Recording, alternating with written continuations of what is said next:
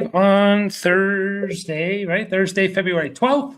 Yeah. Season is officially done. So it is time for looking towards other things. We got about 2 weeks, less than 2 weeks away from the combine starting, or the underwear Olympics, as Dad used to call it. I think a lot of people call it that, but no, he made that up. So yeah, that will be fun to react to or overreact to, and some people say it doesn't mean anything. Some people say it's super important. I think it's somewhere in the middle, personally. I mean, teams definitely affect their draft boards based off the combine, so it means something. So we'll see what happens there. It definitely means a lot. Sometimes I'm going to say that it means a lot, and sometimes we overdo it, what it actually means, for sure. But yeah, it's another piece of the puzzle. It's not the answer to the puzzle, which people need to keep in their minds. Just like draft capital is not, what they did in college is not. None of these things are the answer. It's just another piece. So let's do it. When is the combine? When? Yeah. I think it starts 2 weeks from today. Oh, shit. I did not realize that soon. I knew it was soon. I didn't realize it was that soon. Yeah. It's usually 3 weeks after the Super Bowl, I guess that would be 3-ish weeks. So it's still in February, huh? Yeah. Yep. For some reason, I was just thinking early March. I mean, not that that's much different. We got a short month here, so. Yeah. I might actually bleed into March a little bit, but I think the first 2 days is a lot of like weigh-ins or offensive line stuff. So for fantasy dynasty stuff, I think the big days are Friday and Saturday, or Saturday and Sunday, one of those. So, but yeah, we got that. I was just thinking, I was like, for people that don't know, the combine is this, and it's like, who the hell doesn't know what the combine is if you're watching us? Yeah. I don't think it needs to be explained. I think it'll be interesting to talk about important metrics of the combine on a future program. We're a fucking program now, apparently, for different positions. I mean, not that I am any kind of expert on that or anything, but, I've listened and learned a lot over the years. And there's no one thing definitely for any one position, but there are some people that are much smarter than me when it comes to this stuff. And so I will try and relay that information the best that I can. And I know I'll do the same. Yeah, there's an article actually by PFF that they put out, like, this is probably 3-4 years ago now. And they did like kind of show which drills actually mean the most for each position. And basically like the 40-yard dash. I'll pull it up. Yeah, maybe later or on another episode. But it was like the 40-yard dash is basically like the most overrated combine drill. Like, overrated in the sense it doesn't predict success, not overrated in the sense that teams definitely like move people up their draft board based on 40. So it's important to realize too, like, team context is important. Like, Xavier Worthy running the fastest. It was him, right? The fastest 40 ever, or maybe just that year. But like, that's important in context of like, okay, so he could be this for the Chiefs. Like, once he got drafted by them, like, it's not just because he's the fastest. Like, it depends on where he goes and how he's going to be used, So that's important for sure. Yeah. Xavier Worthy, a 4.21. So which is pretty insane. Right. I was thinking about it like, shit, it might not even, like, I'd be happy to get under 6 or something, like, it's crazy what these guys can do at their size and stuff. Obviously, Worthy's not. I'd be happy to have a number it only takes 3 digits to fucking represent, like. Yeah, right. Seriously. Is the fastest ever. He beat John Ross. So just goes to show, like, John Ross was a huge bust. he was a top 10 pick in the NFL in 2017, and he did nothing. Bo Jackson, though, unofficially clocked in the 4.1. So, if Bo Jackson was a freak in nature, I wouldn't be surprised if he ran in the 4.1s. So, which is insane because he was also like, I don't know what his weight was at the time, but was that at his pro day? No, it might have been like before electronically timed stuff. So yeah, all hand timed. But I mean, back even then, to like 40-yard dash was only 38 yards. But even to be like in the conversation there, because like he was like 225 or something. Like Xavier Worthy is 170 pounds. Like it's insane. But yeah. So yeah, we're just kind of talking, trades. I pulled up some interesting trades that I found recently, both in some leagues I'm in, but mostly just through the database there.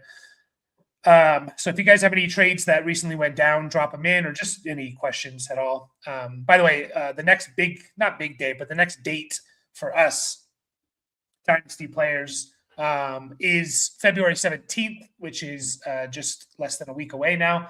At this point is when the franchise tag opens up. So I think that runs until early March of being able to franchise tag people. So ETN, Pickens. I do like the NFL's done a really good job of kind of doling this stuff out. And maybe it's always been this way. And the more I've paid attention over the last decade, the more I've learned. And I'm sure it's a little bit of both. But they're really good at making themselves relevant to people like us throughout the year. Where it's like, shit's always happening. Everything's always happening. It's not just the season. And the deeper you go, like the more you realize like that you don't know, and then you try and like get as much information as possible, but you never really know until September comes. Yeah, I mean, there's really only like a period of time where basically it's like the end of like rookie, I forget what they call it now, but it's like anyways, between like late June and between then and the training camp starting, where there's a little bit of a down period for 2-3 weeks where there's just not really anything going on. But yeah, the NFL is kind of year round now, and that's how they want it. They're taking over all the days. So I wouldn't be surprised.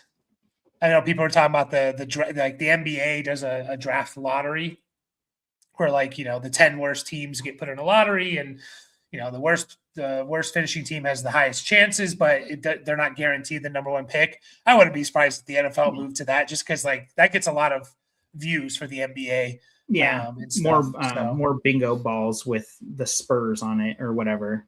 Yeah. I only bring up the Spurs because Ron watches the Spurs a lot. Yeah, and then there'll be pseudo stepdad.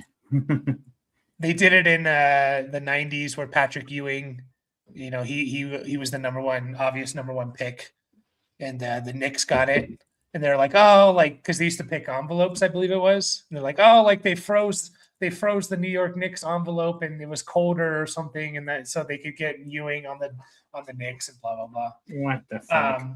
Yeah, but I remember that there was that John Travolta movie in like the early 2000s, I think, where they like rigged the lotto, and like what they did was like they like injected the balls with like a little bit of liquid that they didn't want picked, and so they were heavier, and then like it's like, oh, like the balls they wanted to get picked basically. I don't even remember what the fuck that movie was called, but it kind of reminds me of that, or it's like yeah anyways.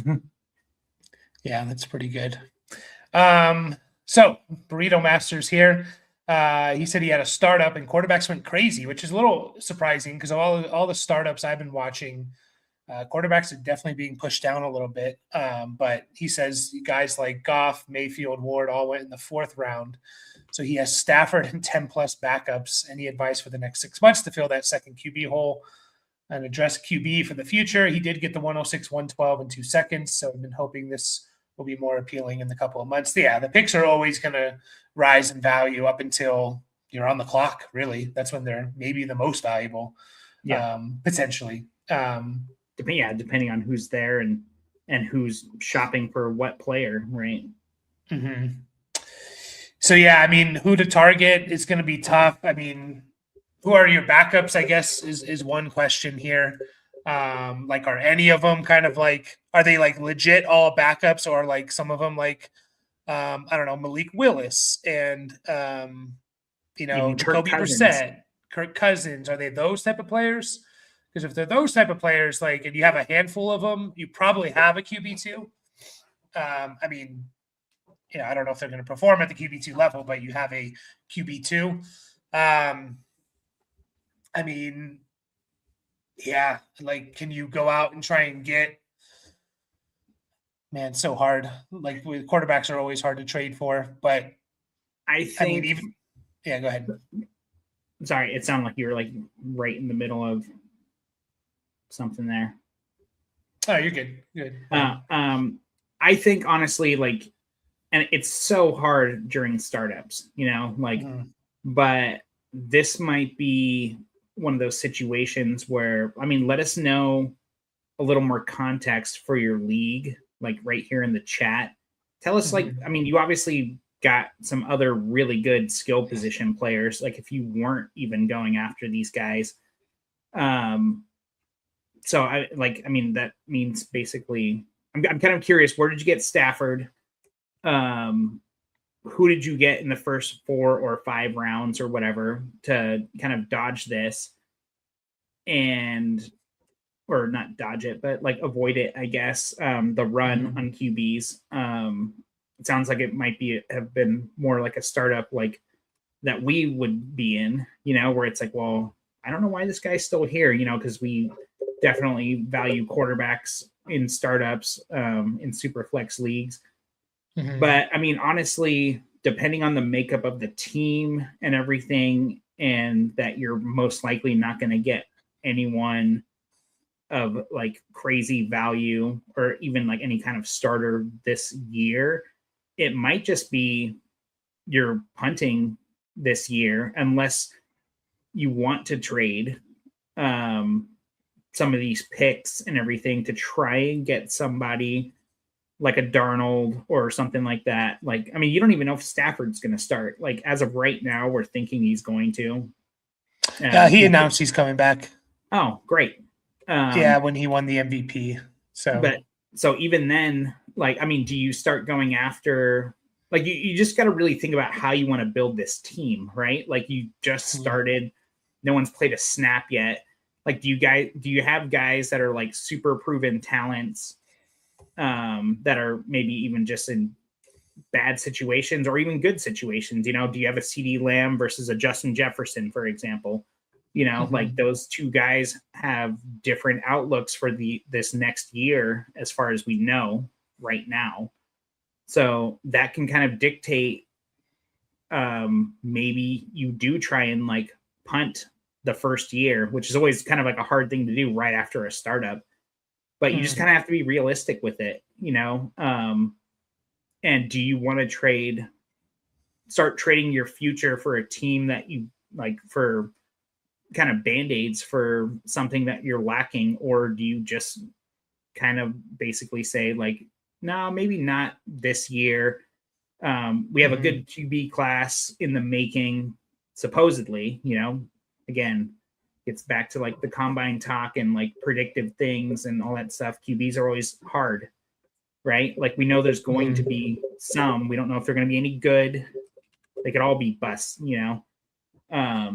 so I think it's a hard needle to thread, but I'd be kind of curious to see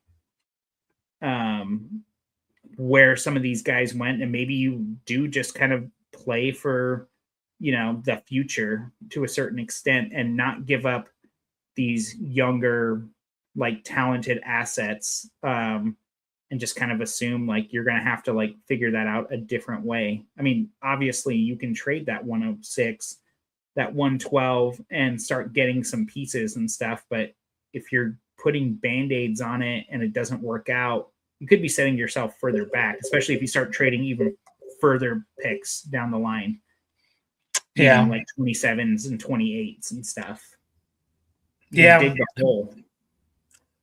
Yeah, he said even QB3s went wild. He has Mariota, Flacco, and Ewers are the best hopes I got for a starter, which I think there's a decent chance one of those guys are starters.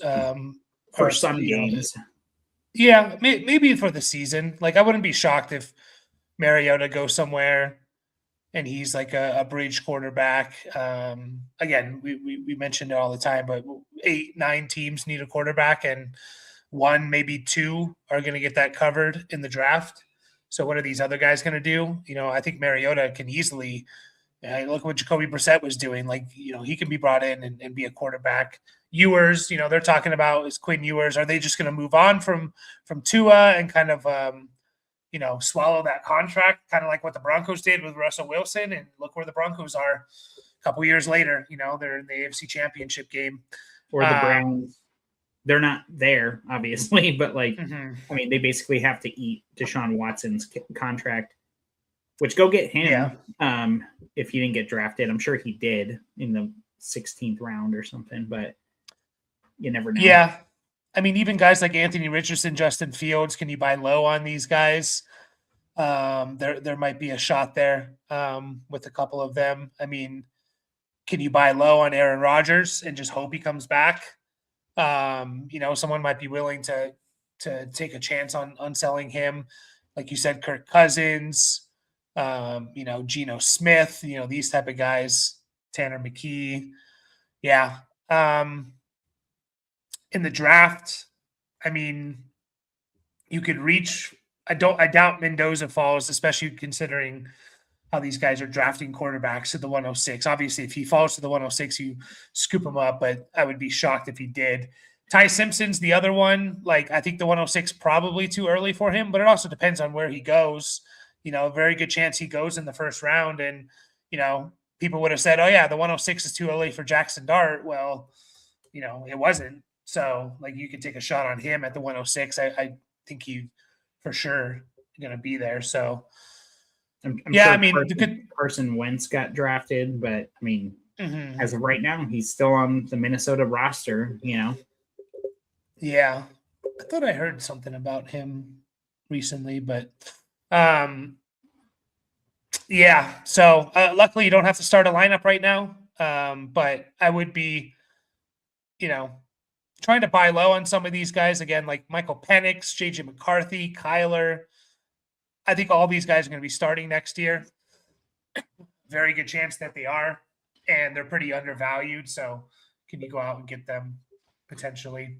Yeah. What I find is that right after a startup, like, people are still going to look at that draft board, and they're not going to want to basically say, like, well, I took this guy at the 407, so I need something that went earlier, and that's not necessarily fair trading anyways, because everyone has different valuations. Like, let's say at the 401, sorry, like, I'm looking, okay, there you go. Like, let's say at the 401 is where you got Bucky, right? Like, I'm just kind of assuming this is like the order that he went in. There you go. Like, let's say the 401 is where he got Bucky, and the guy at the 407 took like one of those QBs, like Mayfield or something like that, and they're like, well, I'm gonna need Bucky plus something, and it's like, well, obviously, like, you could have just taken him there, and that's not necessarily fair for you to do either. Hindsight's always 20/20.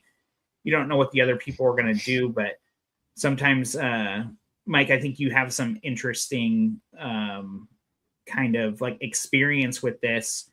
Like, you always called it the QB Horde League, where you're just like, I don't understand like why these other teams are not drafting these guys, like Aaron Rodgers, like, in the 10th round or whatever, when there's so many, like, people kind of get stuck in their mindset, like, where it's like, well, I'm not drafting like these old guys. Like, I'd rather take a shot on like this younger receiver or something. So I don't know. You kind of have to be a little fluid in your thinking. Yeah.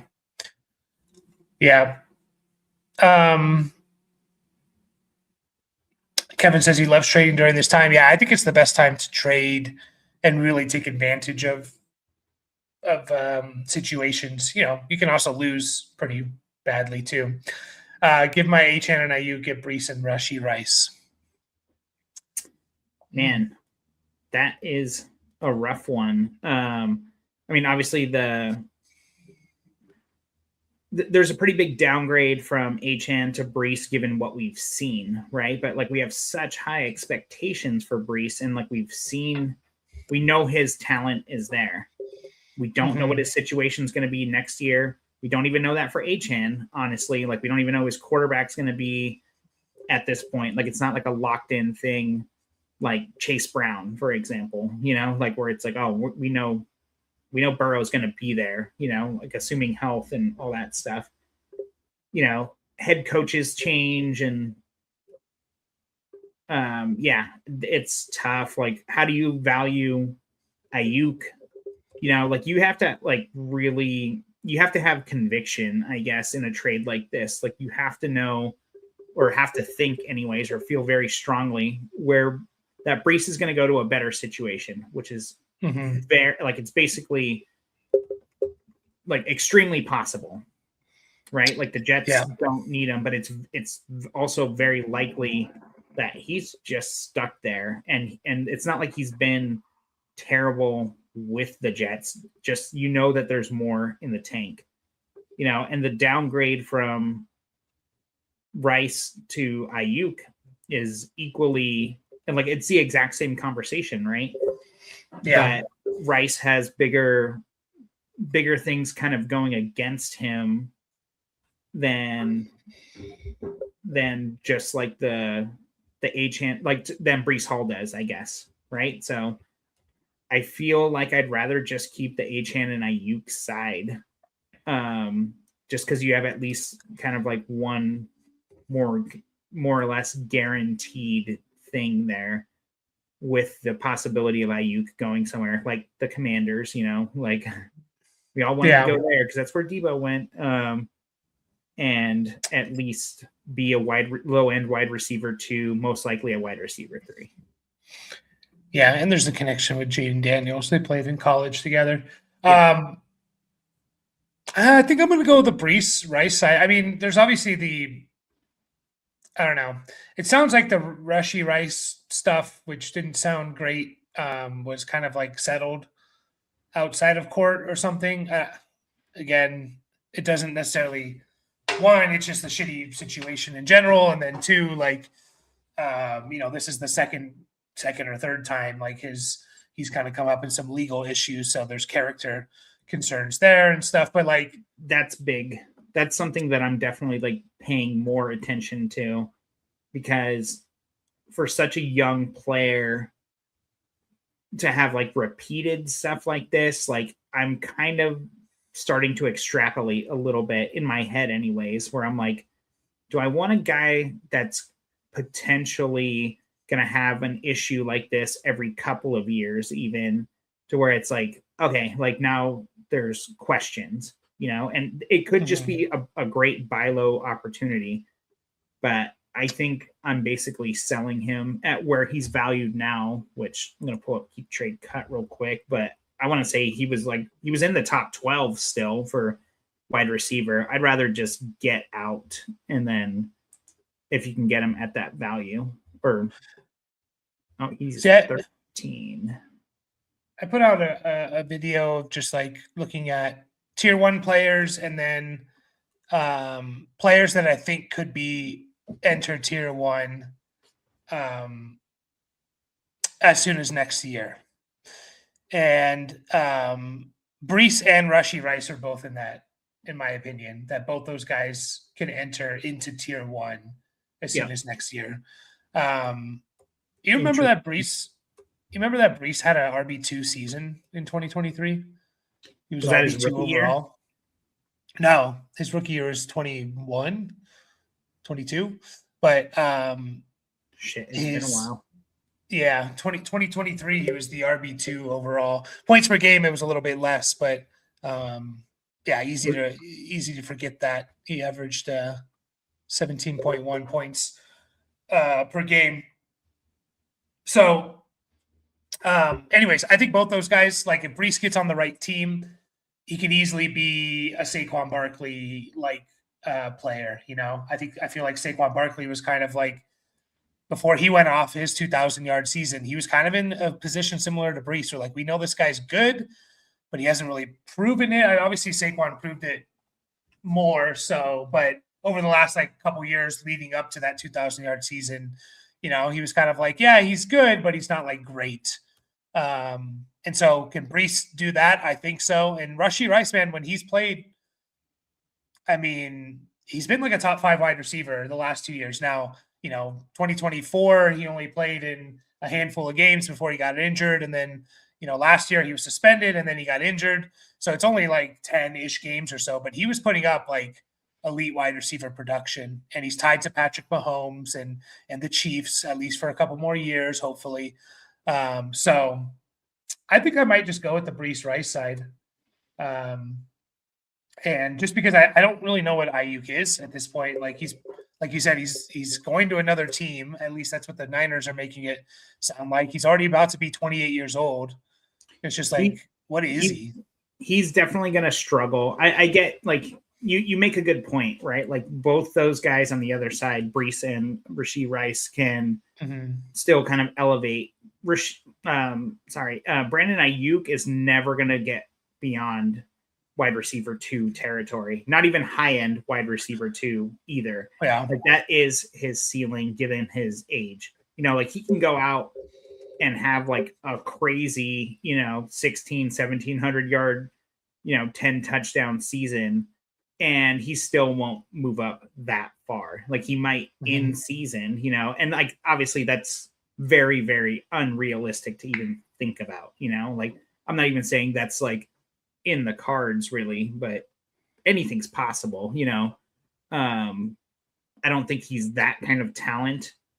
So don't hear like what I'm not saying. Like, even if he did something extraordinary that completely like no one ever saw, he's still not going to move up that far, is what I'm trying to say. So I get it. I get what you're saying. And also, like, the best season we've seen from Ayuk is a wide receiver 2 season. He's never been elite. So, and that was, we're going on 3 years ago now, 2023 season. So, I think I'm going to go Brees and Rice there. So obviously Achan's the best piece there.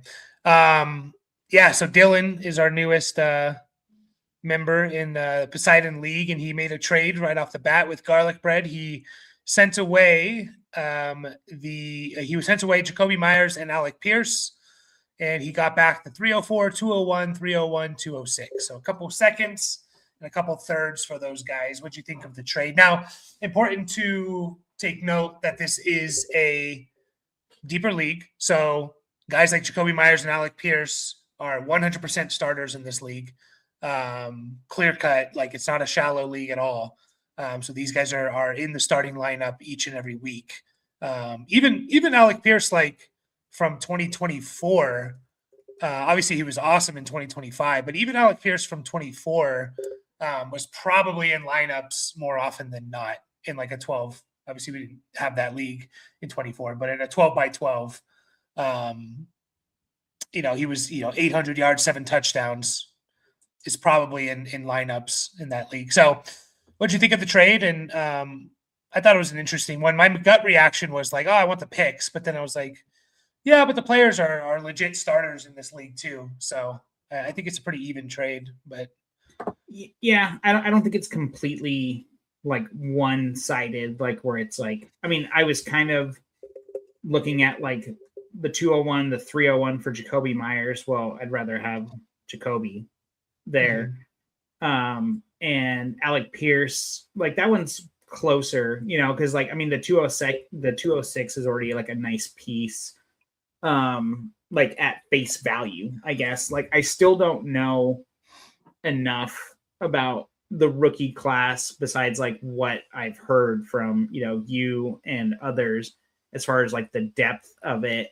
So like that could work out, but I was like, my knee-jerk reaction, it's funny because like this happened 2 days ago, And honestly, I just hadn't even seen it yet. Like I got the notification and just kind of forgot to circle back to it to see what happened.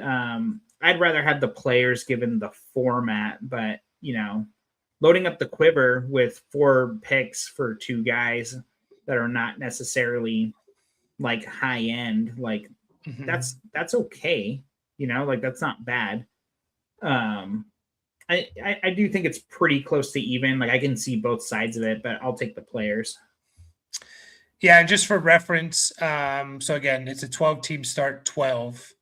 So you're starting 144 players each week are being started. Alec Pierce in this league was 84th overall. And Jacoby Myers was like 94th, 96th. So they're both top 100 players in a league where you're starting 144 of them. So not league winners, but definitely starters in this league. But the same argument is like, but he's also getting 4 picks, and that potentially could turn into 4 starters, right? So I think it's a pretty even trade overall. The only thing I would say is Alec Pierce could get a value bump here, like if he gets on the right team through free agency. And so like he might be even worth a little bit more, but also he could not be worth that much more depending on where he goes too. So like he could go to a team that we don't feel so great about. That's always the risk with these free agents, right? So I liked the trade. I thought it was solid overall. And who knows, like the one thing we do know is those picks are going to go up in value most likely. Now people are not super excited about this draft class overall, but like, I'll reference it a lot. Like people weren't excited about last year's class. This was right around the time when people started to be like, oh, actually this class is pretty good because it was super deep at running back. Then the running backs didn't even do that well this year, for year one. Everyone said it sucked at quarterback. What happened? We got a number 1 overall pick. We got Jackson Dart, who's comfortably in the top 10 of quarterbacks, or he's in the top 10. Tyler Shuck, who's a starter next year. Even someone like Shador Sanders is being kind of valued as like a guy that, I don't know, 60, 70% chance he's a starter. So like this draft class that everyone said sucked at quarterback, it was like, oh, actually, it gave us Cam Ward, Jackson Dart, Tyler Shuck, 3 guys that have a lot of value now, So I guess that whole point is, we just don't know how this is all going to play out. This draft could be very deep at wide receiver, and that could make, that could push. I can already see a path of like the first 10 picks are pretty nice, and then that's going to potentially grow a little bit. So yeah, if you go all the way down to the bottom, Dylan asks like which guy in the league is the one on the right. Oh, sorry. I did not understand that until I actually read it. I thought he was talking about the trade where he's like, I thought he was basically asking who Garlic Bread is. Am I on the right? Like I'm on the right on our screen. I don't know if it appears that way, but I am Taco Missioner. Yeah, he's the taco. I am the taco. If that was the question, Dylan. Yeah. So feel free to make fun of my team. Hey, you got second place. Yeah. But yeah, I think I thought it was an interesting trade. I'll be interested to see what those picks kind of turn into. So it's really like up in the air still. But again, I think those are 2.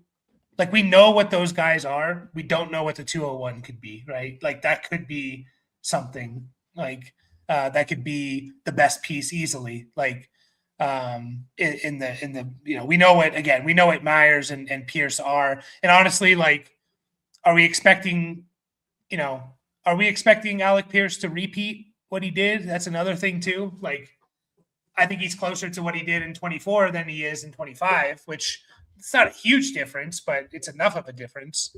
10 catches when you only catch, 37 passes or something is a lot, a couple hundred more yards and stuff. So, but yeah, I think it was a nice one. I mean, this is great, easy BTJ there. Versus the 110.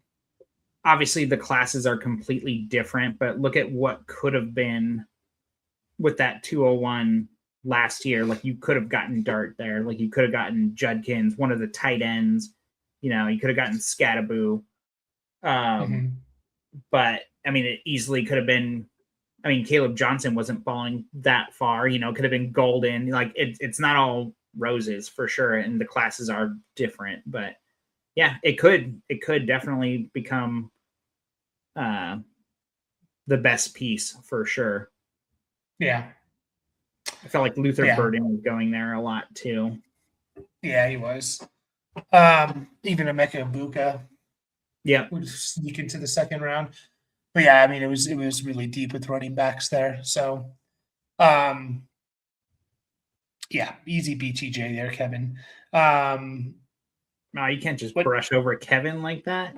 Good job. Well, Kevin. I mean, I like Kevin knows that he's smashed on that trade. What trade package would you give up to move from the 109 inside the top 5? I assume you're talking about, the team in Poseidon there, Dylan.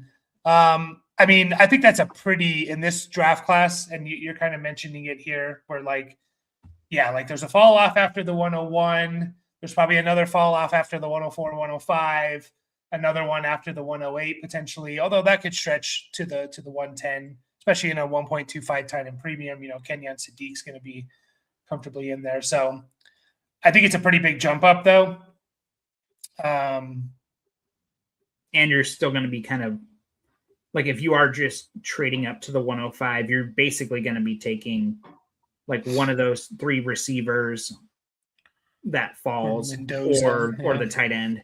Yeah, like I don't think Mendoza is going to fall that far for like in that league specifically, or I don't think he's going to fall to 105 like in most super flex leagues, just given the economy of it, but I mean, it's possible.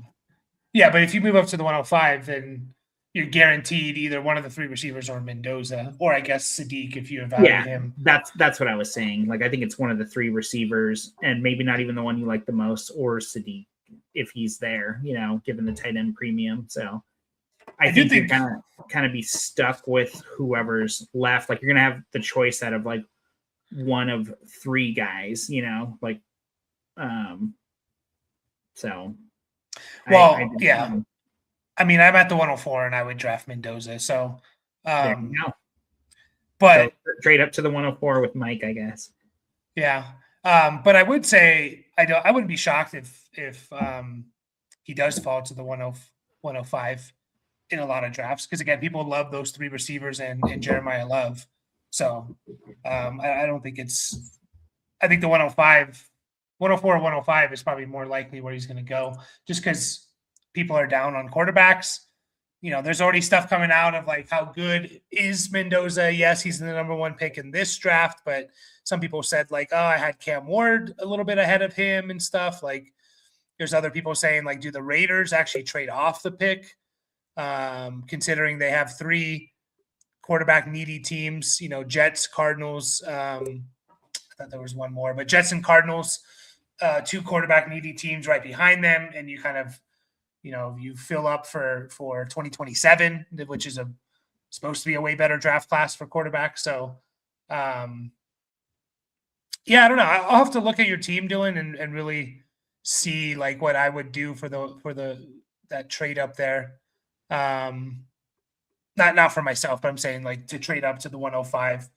I will say, and if you're not used to, and I know you made we were talking in Discord chat, and you're kind of saying like, oh, there's a lot of like kind of commenting on how many starters there are.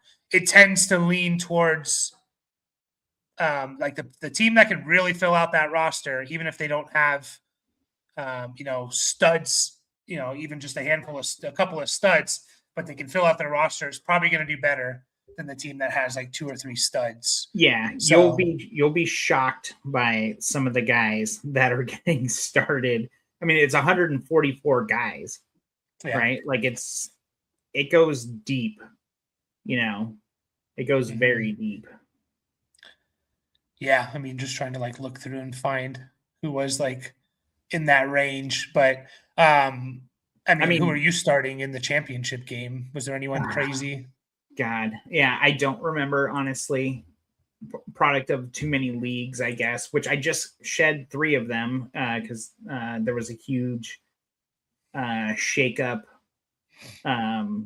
in some of the startups I did from a few years ago, to where it was like part of the reason why I got out of some of those was the platform. Like I don't mind MFL, but I just love Sleeper so much more. And so it was kind of like, all right, I think it's time to jump ship. And I really do think I left those teams in very good shape. Like either they all made the playoffs or were serious contenders, which was a little hard to walk away from. Like, oh, maybe one more year. But I just figured it was kind of better to just kind of leave them like where they were.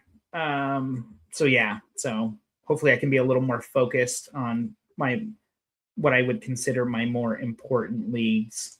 I don't know if I can actually look at who I started. Hold on, let me just like kind of pull up my team. Might have to go to the old league year. I mean, I was look at the matchup. I mean, I was starting, Pittman and Cup, like obviously not great. I made a trade to get ETN on my roster, which is he'd be an obvious starter in most leagues. I mean, here's Jordan Mason was 158th overall. So like he was sneaking into obviously like beginning of the year for sure, but like he sucked last year. He was not very good. And like he was almost a fringe starter technically, right? Even guys on my roster down here like Christian Kirk, TJ Hawkinson, Freiermuth, like Freiermuth being like the best of them as far as like what he actually put up. Like those guys were regular in my rotation, and look at what they were doing. Like those guys were there, and I made it to the playoffs and made it to the championship. So yeah, absolutely. We'll talk, Dylan, though. We'll talk about I might be interested in moving off the 104. So we can talk there and moving back to the 108 for sure. Other league is the start 10, bench 17, so just a little different. Also haven't done tight end premium. Yeah, so this tight end premium, again, it's a PPR 1.25. I forget if it was this league or Zeus, but Trey McBride, according to WAR, was the most valuable piece in the entire league. More valuable than McCaffrey, than Josh Allen, than Puka. Like Trey McBride was the most valuable piece, and even more so because the drop off was insane to tight end too. So yeah, it helps with the start 12 with the tight end premium, because there's other tight ends that can get in there. But yeah, getting 2.25 per reception and you're catching 120 passes is kind of a cheat code, Yeah, that'll do it. Yeah. And now I'm a little confused. I thought Pete took Trey McBride at the 101, but maybe not. Maybe he took Josh Allen or something. I think it was Josh Allen and Brock Bowers. I don't remember if that was this league. I think it was. That was like the back-to-back. Because he traded up into. He had the 101, or he had the 102 or whatever, and he traded up for. He had the first 2 picks, and it was Josh Allen and Brock Bowers. Yeah. I got Trey. He dropped a lot. Trey, who are we talking about here? His history is multiple 50-plus games. Who are you talking about there, Dylan? It's got to be McBride, right? I mean, it's not Trey Harris Palmer or Lance. Trey Palmer. Oh, you have him Poseidon. Yeah. And he was the most valuable piece. So there's an argument for like someone like a Kenyon Sadiq to go in the top 5 for sure, if we think he's going to be that good. So Bo Nix and Hunter Henry or sorry, go ahead. I was just going to say, and we've seen, and don't get too enamored with it because there's not a lot of history of this yet, but like we are starting to see a lot more of this first and second year tight ends like really like playing well. It's not like it seemed like when we really started getting into Dynasty, it was like, oh, you got to wait for like 3 or 4 years for tight ends to even show that they're capable, you know, like, and maybe it does go back to that, you know, like maybe this is kind of like a blip, but I do remember hearing a lot about tight ends in general, like, just kind of like how they're being treated in high school and in college, to where it's kind of like, oh, maybe that is a position that's being valued more differently than how it was traditionally. Yeah.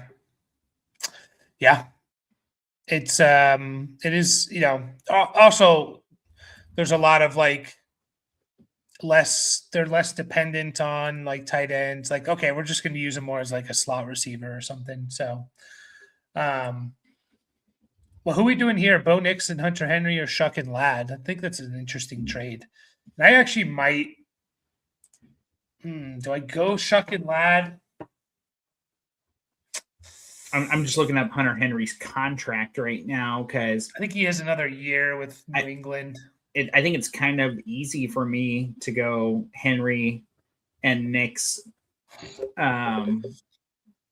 given the contract, I guess, of Hunter Henry, that we know like he's a very important part of that Patriots offense. Like, I think there's going to be some shakeup there for sure. Because I mean, look at how good they were with basically an aging Diggs and kind of like just like a very like ragtag group of receivers at like for Drake May. So I mean, he might not be as important this following year, but I mean, he's proven that like he has rapport with May, and he's an important part of that offense for sure. So I think that, yeah, I'd rather have that side.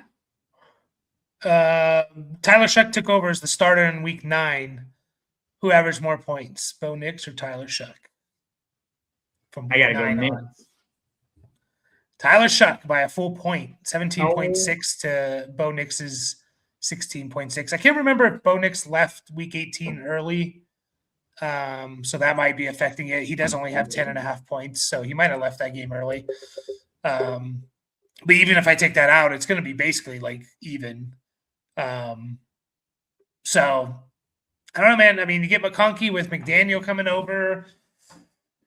Looks like Bo Nix played the entire game. So I think that's right. They needed to win that game for the number 1 seed. So, yeah. So I don't know, because Hunter Henry, like, is it a non-tight end premium, Marv? Like, Hunter Henry is awesome, and you know, we were harping on like buy low on Henry all season, off season last year, and that definitely paid off because Henry was awesome. I don't mind if you believe in Shuck, I don't mind the Shuck in Ladd side, because you're getting, you know, a stud piece in Ladd potentially, and then, you know, what's the difference between Shuck and Nix for fantasy? It might not be that much. So it depends on your belief in Shuck there. It really does. It really does. And I guess maybe I'm like a little slow when it comes to Shuck. Like, I know he played well and everything.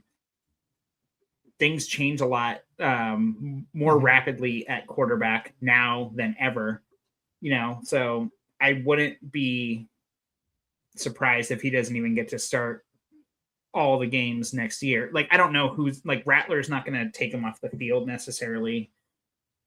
I mean, it's possible, but like, I don't see that really happening. Like, we already had that battle this year, but I just kind of feel like Bo Nix has kind of established himself proper. Coming off the injury, obviously, broken ankle, expected to be healthy in 4 to 6 weeks. So, I mean, he's got a lot of time, obviously, to like make that happen. Apparently, he did have a lot of like, you know, Sean Payton said that he had some ankle injuries before, and Bo Nix was a little upset that he said that about his injury history. So, I could definitely see both sides here, but yeah, if you do believe in Shuck, like I wouldn't be shocked if like Shuck and Knicks are kind of like very similar in fantasy production, and I do think Ladd will be better than Hunter Henry unless it's like a pretty heavy tight end premium. So Marvin BTJ or Caleb Williams. I think I'm gonna go Caleb. Yeah. Super flex, no doubt about it. Yeah, for sure. One quarterback is easy, Marv BTJ. But yeah, I mean Caleb. I mean the guy's awesome. I don't think we've seen it. Like obviously we've only seen him for 2 years. Like you actually go look at his numbers last year. It wasn't amazing. He didn't throw. He threw for just over 3,900 yards, 27 touchdowns. Like nothing crazy. He ran for 388 and 3 more touchdowns. So he had 30 total touchdowns, 3,900 yards passing, and almost 400 rushing. Like nothing too crazy. But I don't think I think we could see a 40 touchdown, 4,500 yard season from him, and I wouldn't be shocked. So I'm going to go Caleb there. And then Bo Nix and Darnell Washington.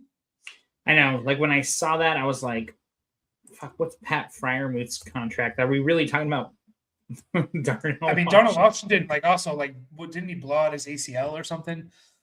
Like at the end of the year? Injure himself somehow. IR a month ago doesn't say what happened. Weird. But what was Fryermuth? Did Fryermuth not get a contract? Like I swear he got a contract like right before the season or even mid-season. Am I misremembering that? Let's see. Maybe it was his 5th year. No. Yeah, he got a contract extension. Yeah, it's significant too. Obviously, like things are shaking up with the Steelers. Tomlin stepped down. Like it sounds like Rodgers wants to, or maybe not Rodgers wants to, but it kind of sounds like there's a good chance that he's going to be back or, a 50-50 shot anyways. Fryermuth just got paid. So I don't know if Washington's really anything. No, and then he did have surgery. I don't know what it was on. It was like literally the last game of the year. So the IR stuff doesn't really tell me much. But so again, super flex, it's the quarterback. I will say this: if you're pretty good at quarterback and you have like another QB, a QB4 there, like a Tyler Shuck, that could be your QB3. I don't mind it. But if you're giving up Nix and he's like your QB2 or like he's your only QB3 or whatever, then I probably pass and just I keep Nix. So. Yeah, if it was, it's going to take more for me than like Watson to like kind of make up the value between Bo Nix and Rashee Rice. I guess is kind of where I'm coming from. Yeah, no, I agree with that. Like, I'm optimistic about Watson. I'm glad I have him on a couple teams.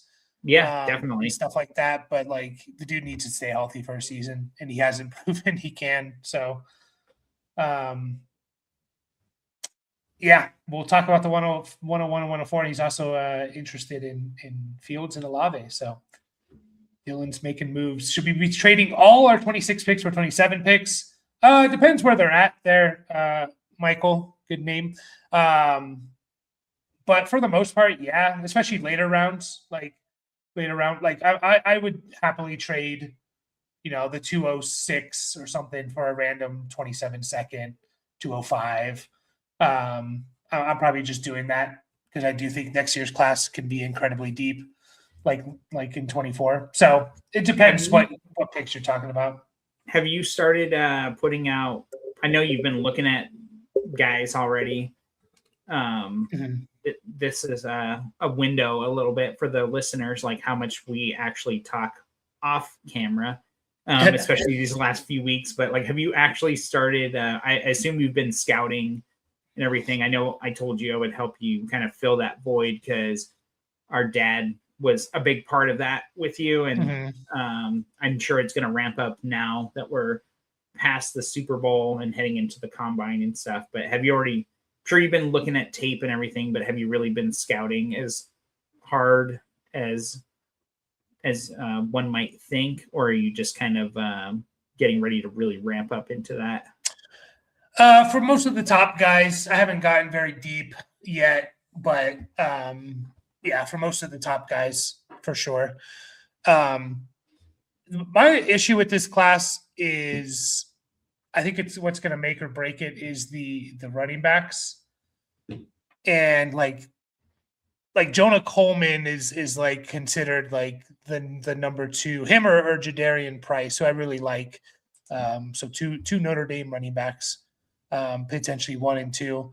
Like Jonah Coleman, I don't know. Like I'm struggling to find that third running back that I really like, and that's kind of scares me a little bit, because we know that like to kind of find gold in the second round is probably going to be a running back, for the most part. So yeah, so most of the top guys, yes, but not super deep yet.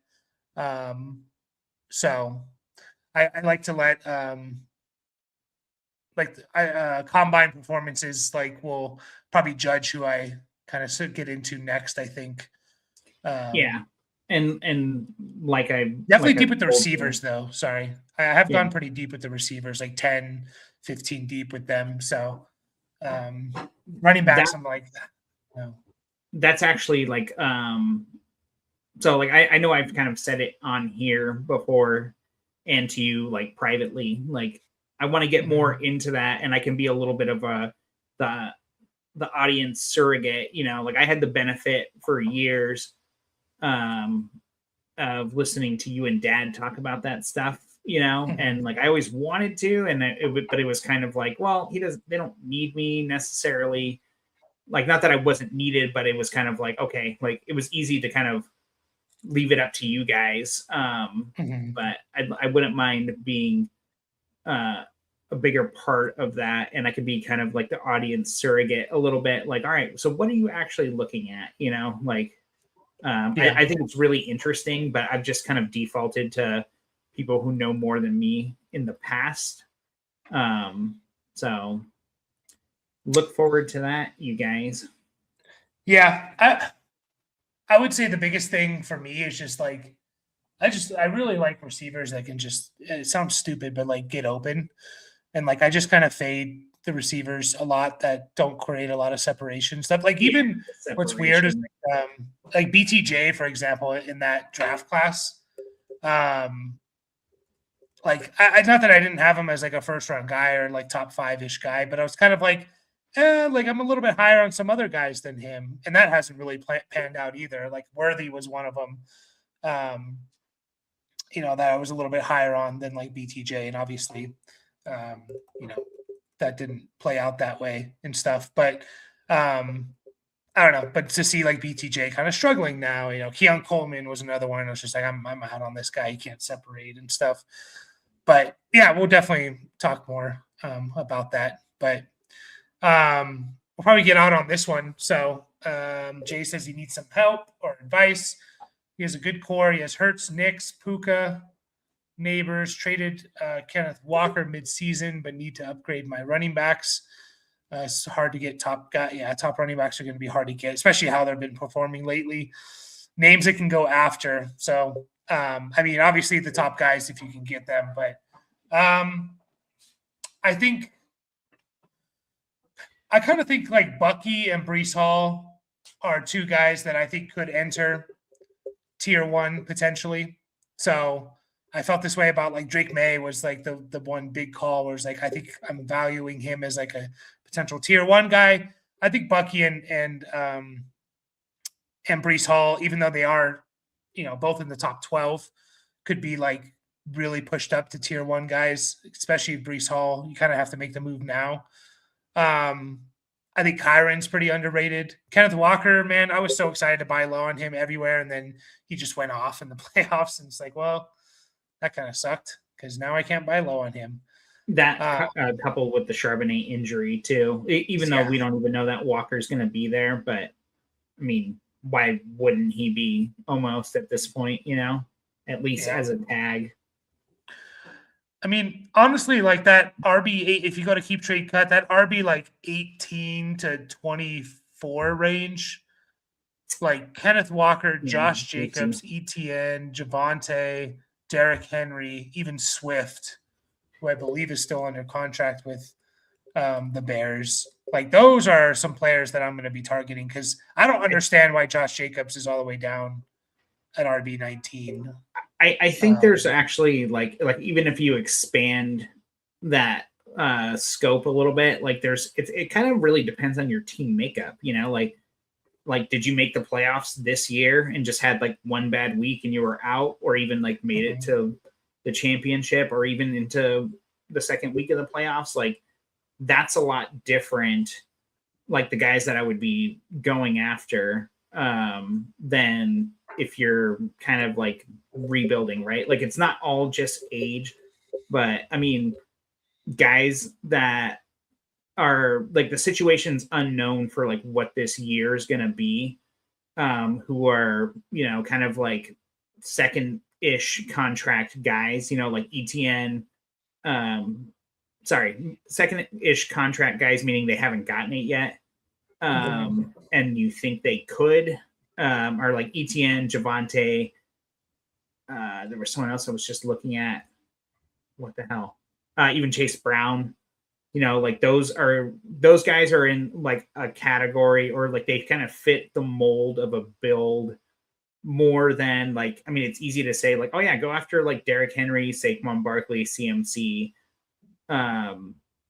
Like these guys are going to be kind of similarly priced, like definitely like some are going to be a little more pricey than others, but I think they're all relatively gettable depending on what team they're on, right? And then you have guys like a DeAndre Swift, or even, I mean, honestly, throw Jalen Warren in there, Trey Benson, and like that's kind of like I would kind of put them in the same group as like, you know, Tyler Algier, Rashad White. Like Ramondre is probably a cheap guy who could like it. I mean, look at how they were using him in the playoffs, you know. But like Algier and Blake Corum, you know, like guys that you could see going somewhere else and maybe not getting like a huge contract, but like we've seen something from these guys, you know. So I don't know. Like, yeah, like I agree with the Josh Jacobs call, but like my favorite three guys to like go after right now that kind of like split the difference between some of these molds are ETN, Javante, and Chase Brown, honestly, because like we've seen it. We don't know what their situation is going to be, and you might be buying low right now, but I feel like their cost is essentially fair because I kind of value them all similarly, I guess. Yeah, some other names to throw out there, like Chuba Hubbard, I think is a buy right now. Very good chance he's like Carolina's guy, and Rico Dowdle's gone. I know they say there's yeah, if you want to throw Jonathan Brooks in there, that's fine. No, I meant like what about him for Chuba's production? Oh yeah. I know that's like I'm just being stupid. Not that he couldn't affect it, but I'm just saying like, oh, what about that? Tony Pollard, all the way down to RB43. That's a good one. The guy's, I think was RB28 last year. Like you're buying him way under his floor. And what if the Titans, like, what if Pollard scores 10 touchdowns instead of 5? Because he's actually on a team that can move the ball, you know? And he does exactly what he's been doing the last 4 years, putting up 1,300 total yards. But now he's getting 10 touchdowns. He's going to be a top 20, 15 guy, you know, maybe not 15, but top 20 guy pretty easily. Even like James Conner is like way down there. I wouldn't be shocked. He's still under contract with the Cardinals, I believe. I wouldn't be shocked if he's just like has one more good year in him. Doesn't have a whole lot of tread on the tires, like, or I should say, like, you know, he didn't play at all last year, so like that could give him one more really good year. And he just feels like, I know they have a new coaching staff coming in there, They do have an out with this contract. So they can save $7 million. So maybe they go out. I just wouldn't be shocked if Connor just falls on a team and he's just like awesome for a team one more year. I don't mind taking a shot on him. So those are some names there. David Montgomery, I was kind of like tossing around there. I was kind of like hesitant about him this year, and it kind of played out that way. I was like, is this the year that it kind of becomes like rather than 1A, 1B, it's like he's the clear 2. That being said, it's like mostly just touchdowns. Like he was a couple 100 yards short from what he had been doing with the Lions. But like the biggest thing to me was like he didn't get double-digit touchdowns. So like I don't know. Wouldn't be shocked if he has a little bit of a bounce back, top 24 season, RB24 or something. So those are just some names there. What about Najee or the 306? I guess Najee, but the torn Achilles for a player. I don't know. Maybe it doesn't matter too much for Najee because he wasn't very fast and elusive anyways. Yeah, I'd probably just take Najee, to be honest. Yeah, I just wanted to throw him out there. Like, not that, I mean, the 306 ain't going to be anything, most likely anyways, kind of thing. Like, not that it can't be, but just like Najee. What about J.K. Dobbins? Again, like this really, really is dependent on the build of your team. And like, are you just trying to get like as many bench pieces as possible that could get some starts and that are in uncertain situations versus like, do you actually need an RB2 or a flex type guy? So yeah. I would go Stroud and Nakua. Yes. Although, man, Stroud does scare me a little bit. But I mean, it can't get much worse in Houston as far as like what their line was doing or not doing, I guess is the better way to put it. Like, I don't know. Like, I feel like Houston has had that problem for a long fucking time. Like, I remember Deshaun Watson being there and it was just like, man, I know like him, 4 or 5 years ago, like he's better than this. And he has no protection. And I don't think that necessarily just gets solved. Like, but it's a very, very obvious problem for them. And like, I don't think that like what Drake May did this year is that far off from what we've seen from Stroud. Like given like if he had his best year, like it could have been this, I'm not banking on it, like I think May's the obvious, like May over Stroud is like not like really like being controversial or anything, but I would take Stroud and like the big upgrade with Puka over Myers. Yeah, everyone kind of shits on like Stroud for how he ended, but like Drake May was not good in the playoffs. Like he was really bad himself. He threw 4 interceptions. He had 7 fumbles. He lost 4 of them. So he turned the ball over 8 times in 4 games in the playoffs, like granted against the best defenses in the league, essentially. Sure.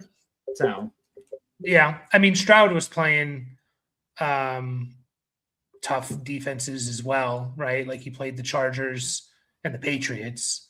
And I think the Patriots had a pretty good defense. They kept like that Super Bowl, like the only reason we were still watching in the fourth quarter is because we're like, oh, okay, like they're still only 2 possessions down somehow, right? Like the Patriots defense definitely kept them in there.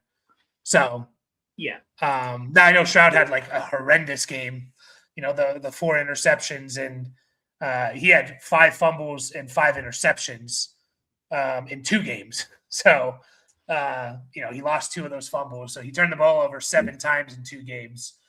But like Drake May was not good either. So I don't think you necessarily need to add much to it, though, to be honest. Like, I don't think I want to add too much to that just because I do think the drop off, obviously, from May to Stroud is relatively significant. Just not even necessarily maybe because of production, but how we're going to perceive Drake May all offseason versus Stroud. Right.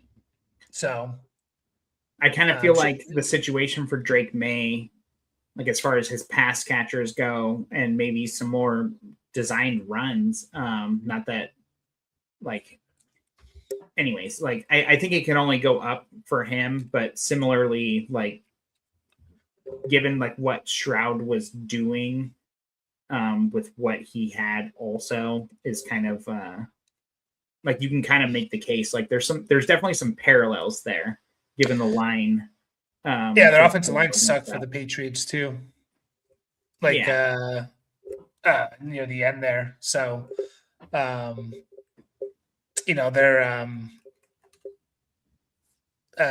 tackle that they drafted, Will Campbell, he needs to move to guard. This is when they talk about short arms. This is why they talk about short arms, because like Will Campbell could not deal with those athletic pass rushers in the NFL. I don't know. Maybe he can improve. He's a rookie, but I don't know. If you want to add those couple thirds, if you really want the Nakua side, then sure. Like I'm fine with that. So yeah, the 202 might be a bit rich, but again, if you feel strongly about it, like I'm not completely against that either. Yeah. Evening we are taking off though, unfortunately. But we'll be back Saturday morning, adding Sunday evening to the slate as well. Probably do some rookie mocks Sunday evening. So join us for those since we have the players in the sleeper database now, most of them. So appreciate everyone. It's good to be back. And we will see you all on Saturday. Bye.